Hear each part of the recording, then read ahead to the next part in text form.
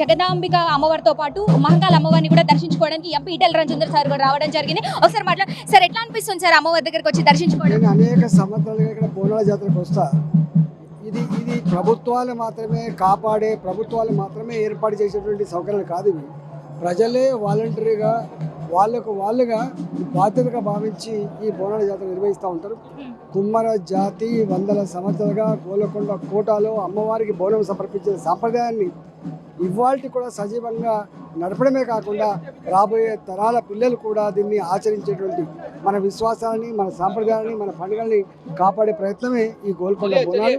ఈ గోల్కొండ బోనాల తర్వాతనే యావత్ తెలంగాణ వ్యాప్తంగా లస్కర్ బోనాల పేట కావచ్చు, తెలంగాణ పల్లెల బోనాల పేట కావచ్చు కొనసాగుతూ ఉంటుంది.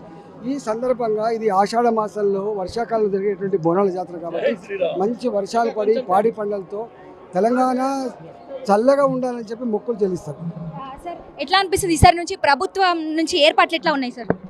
ప్రభుత్వాలు 10 కోట్లు 20 కోట్లు కేటాయించడం అనవాయితీగా ఉంటుంది. ఇది ప్రభుత్వం మాత్రమే చేస్తే అయ్యేది కాదు. తెలంగాణ ఈ సాంప్రదాయాన్ని కాపాడే కుమ్మర జాతి ఈ బోనాల నిర్వహణకు లక్షల రూపాయలు ఖర్చు పెట్టి బ్రహ్మాండంగా నిర్వహిస్తారు.